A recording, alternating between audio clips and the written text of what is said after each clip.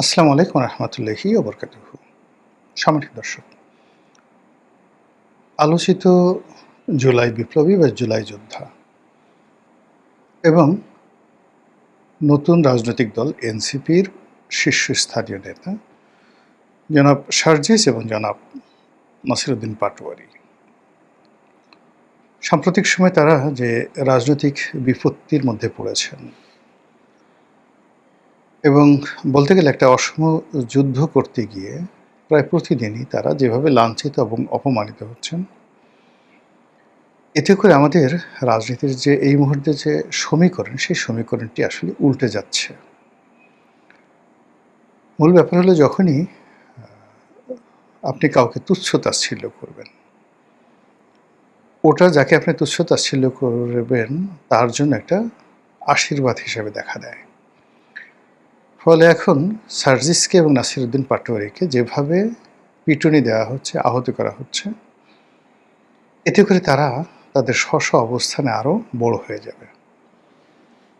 শুধু আমাদের দেশে না, পৃথিবীর যে কোনো দেশে যখনই কাউকে খুব বেশি নির্যাতন করা হয়, জুলুম, অত্যাচার করা হয় কার উপর, কিংবা কাউকে মূল ট্র্যাকের বাইরে রাখার জন্য প্রাণান্ত চেষ্টা করা হয়, সে মানুষটি সেখান থেকে বের হয়ে আসলে নেতা হয়ে যান। সেই প্রাচীন জমানাতে দাস বিদ্রোহ,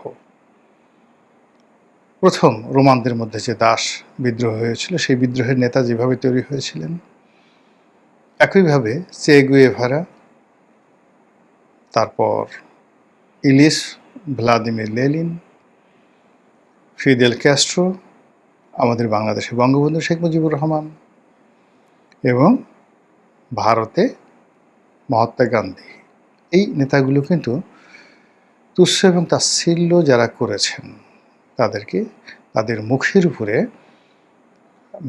একটা ঐতিহাসিক জবাব দিয়ে তারা জাতির ভাগ্য বিধাতা বনে গিয়েছেন। এখনকার দৃষ্টিতে, আজকের দৃষ্টিতে যদি আপনি দেখেন, নাসিরউদ্দিন পাটোয়ারি কিংবা সার্জিস, এই দুজনের বৈশিষ্ট্য কী? সার্জিস ছোটোখাটো একজন মানুষ, নাসিরউদ্দিন পাটোয়ারি একটু উঁচু লম্বা আছে। দুজনেই গ্রামের মধ্যবিত্ত বা নিম্ন মধ্যবিত্ত পরিবার থেকে এসেছেন। আর কর্মজীবনে এই জুলাই আগস্ট বিপ্লবের আগে তাদেরকে আমরা ওইভাবে চিনতাম না। তাদের পরিবার বা যে ধরনের বায়োগ্রাফি সামনে চলে এসেছে, সেটা আমাদের সমাজের যারা প্রান্তিক জনগোষ্ঠী তাদেরই প্রতিনিধিত্ব করে। কিন্তু আপনি যদি দেখেন যে তাদের শুরুটা যেটা হয়েছিল, সকলেরই শুরু হয়েছিল মূলত জুলাই আন্দোলনের আগে কোটা বিরোধী আন্দোলন, বৈষম্য বিরোধী আন্দোলন, এবং সেখানে নুরুল হক নুরু বা রাশেদ, এরাও কিন্তু এই সার্জিস এবং নাসিরউদ্দিন পাটোয়ারি, এদের দুজনকে যদি আপনি নিম্ন মধ্যবিত্ত পরিবার ধরেন বা যে কোনো বিচারে আপনি তাদেরকে যদি আপনি সমালোচনা করতে চান, তাহলে নুরু এবং রাশেদকে আপনি আরও বেশি সমালোচনা করতে পারবেন। এর কারণ হলো তারা আরও প্রান্তিক পরিবেশ থেকে এসেছে। তাদের কথা, তাদের ল্যাঙ্গুয়েজ আপনি যদি পাশাপাশি বসিয়ে দেন এই চারজনকে বিতর্ক করার জন্য একটা টেবিলে যে কোনো একটা বিষয়, আপনি দেখবেন যে নাসিরউদ্দিন পাটোয়ারি এবং সার্জিস, এই দুজনই যাকে বলা হয় নুরুল হক নুরু এবং রাশেদ, এদের চাইতে ভালো করবেন, খারাপ করবেন না। যদিও রাশেদ এবং নুরু এদের নেতা ছিলেন বৈষম্যবিরোধী আন্দোলনে।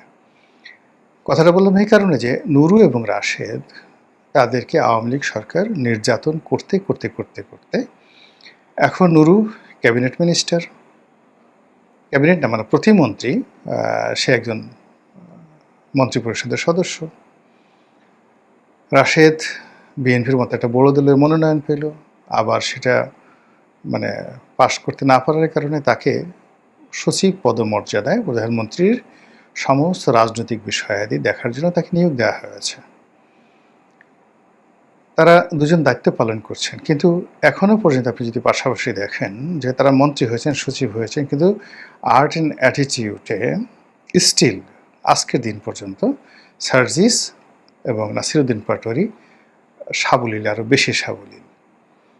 তো কাজেই তাদেরকে যদি আপনি বারবার আঘাত করেন, তারা যে আগামী দিনে একজন বড় নুরু হবে না, নুরু দ্য গ্রেট, আর ধরেন এই রাশেদ দ্য গ্রেট বা রাশেদ দ্য বড় ভাই। আমাদের দেশে আছে না রাফসান দ্য বড় ভাই, রাশেদ দ্য বড় ভাই, নুরু দ্য বড় ভাই, তারা যে হবে না তা কিন্তু বলা যাচ্ছে না। মূল ব্যাপার হলো যে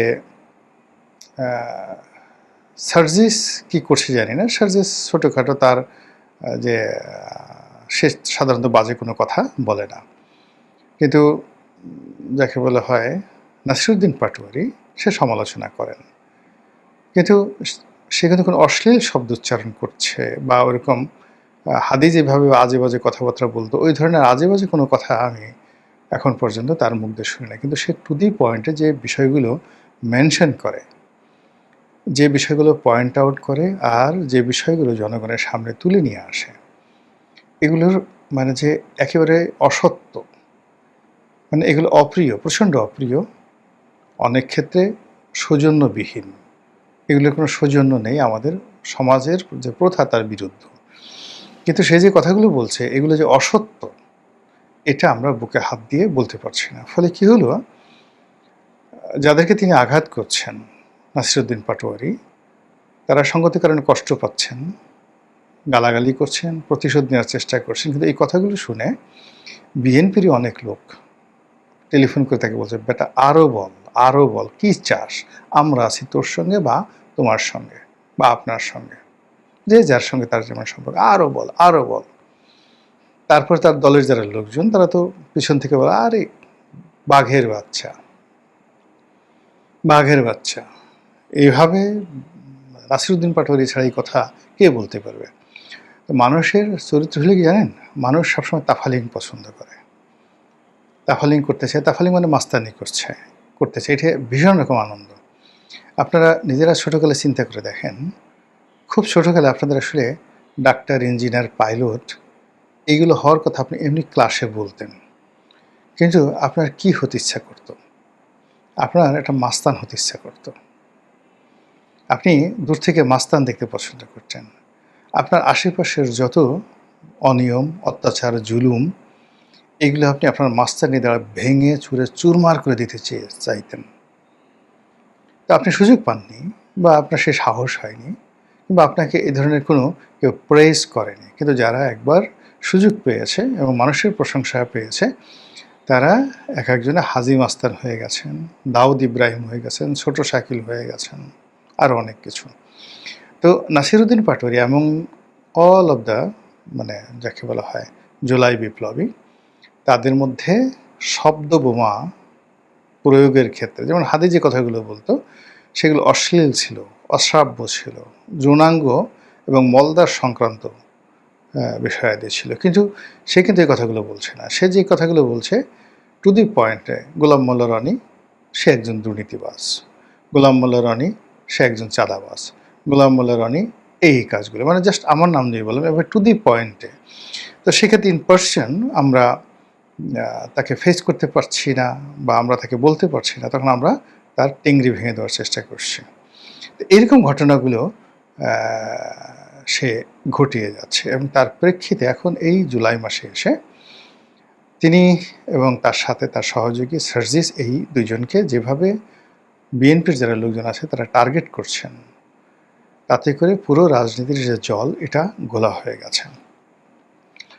বিএনপি এখানে ত্রিমাত্রিক কৌশল করছে। প্রথম কৌশল হলো সার্জিসকে এবং নাসিরুদ্দিন পাটোয়ারিকে আলাদা করে দেওয়া। 2 নম্বর হলো নাসিরুদ্দিন পাটোয়ারিকে 1 নম্বর টার্গেট করে এনসিপিকে বলে দেওয়া হয়েছে যে আপনারা একে বাদ দেন, do everything without Nasiruddin Patwari. সেক্ষেত্রে আমরা আপনাদের জন্য একটা ব্যবস্থা করে দেবো। এবং রাশেদ, প্রধানমন্ত্রীর যে রাজনৈতিক সহকারী, তিনি বলেছেন যে আমরা প্রয়োজনে সহযোগিতা করব, সব জায়গাতে সহযোগিতা করব, যেখানে নাসিরুদ্দিন পাটোয়ারি যাবে না। এটা এক ধরনের যাকে বলা হয় মানে এমন প্রস্তাব যে ভাই আপনি বিয়েটা করায় দেন, আপনি বসের ঘরে যেতে খুব লজ্জা পাচ্ছেন, ওটা আমি সেরে দেবো আর কি। রাজনীতিতে আসলে প্রতিপক্ষের সুবিধা নিয়ে, দয়া নিয়ে, করুণা নিয়ে কখনোই কেউ রাজনীতি করতে পারে না, সাইন করতে পারে না। রাজনীতিতে কখনো তেলবাজি করে, দালালি করে, জুতো চেটে, পা চেটে একটা সার্টেন লিমিট পর্যন্ত সাস্টেইন করা যায়, মানে থাকা যায়, কিন্তু সাস্টেইন করা যায় না, সারভাইভ করা যায় না। এটা জাস্ট লাইক এ চা পানি খাওয়ার মতো, কিন্তু মূল ডিশ না। রাজনীতিতে টিকতে হলে লড়াই করে, সংগ্রাম করে করতে হবে। এবং নেতা হতে হলে, নেতা আসলে ফকির মিসকিনের মধ্যে থেকে কখনো নেতা হয় না। নেতাকে অর্থনৈতিকভাবে সবল হতে হবে, সচ্ছল হতে হবে, অন্য সবার সাথে শিক্ষিত হতে হবে, মার্জিত হতে হবে, সবার চেয়ে সাহস বেশি থাকতে হবে। তো সেই ক্ষেত্রে আমাদের রাজনীতির একটা অকাল। অকাল হলো আপনি নাসিরুদ্দিন পাটোয়ারি বলেন, সার্জিস বলেন, তারপরে অন্যান্য যারা বলেন, তারপর তাদের প্রতিপক্ষ যে সমস্ত লোকজন কথাবার্তা বলছে ঠিক সেম এজের, তাদের সঙ্গে যদি আগের জেনারেশন, জাস্ট 1 থেকে 2 জেনারেশন আগের আপনি 100 জন রাজনীতিবিদ দেখেন, যেমন আপনি নাজিমউদ্দিন আলমের কথা বলেন, বিএনপি নেতা নাজিমউদ্দিন আলম, বা ফজলুল হক মিলন, আরও বড় নেতার যাওয়ার দরকার নাই। তো এই নাজিমউদ্দিন আলম বা ফজলুল হক মিলন, এই দুজন লোক বসে থাকবে, আর এনসিপির এরকম 1000 ছেলে মেয়ে বসে থাকবে ফেয়ার জায়গাতে। এদের সামনে 5 মিনিট কথা বলার মতো অবস্থা এখনও এনসিপির কারো হয়নি। তো কাজে এনসিপি ঠিক সেই যোগ্যতাটা অর্জন না করে তারা যে কাজটি করার চেষ্টা করেছে সেটা হলো তাফালিং, কত দ্রুত সেই মানুষকে আকৃষ্ট করা যায়। আর আকৃষ্ট করার জন্য অনেক কাজ আছে। আপনি যদি লুঙ্গি উঠিয়ে আপনার পুটু মেয়েকে দেখায় দেন, লোকজন, আপনি মুহূর্তের মধ্যে ভাইরাল হয়ে যাবেন। আপনি যদি এই 4-500 লোক খেতে বসছে, সেখানে বসে মোটামুটি একটু বায়ু ত্যাগ করেন, সঙ্গে সঙ্গে আপনি ভাইরাল হয়ে যাবেন। সবার মধ্যে আপনি একটা পিস্তল বের করে একটা গালাগালি দেন, কিন্তু আপনি একটা জায়গাতে ঢুকছেন, ঢোকার সঙ্গে সঙ্গে সমস্ত অ্যাটেনশন আপনার দিকে গেছে। এই জন্য আপনার কর্ম থাকা লাগবে, তো আপনার ট্র্যাক রেকর্ড থাকা লাগবে। সেই ট্র্যাক রেকর্ড না থাকলে কখনো নেতা হওয়া যায় না। তো এক্ষেত্রে যারা নতুন, নবীন, তারা খুব দ্রুত নেতা হওয়ার জন্য, জনগণের আকর্ষণ লাভ করার জন্য, তাফালিং করার জন্য যে কাজগুলো করছেন, সেই কাজে তাদের যারা শক্তিশালী প্রতিপক্ষ, তারা প্রতিহিংসা পরায়ণ হয়ে পড়েছেন।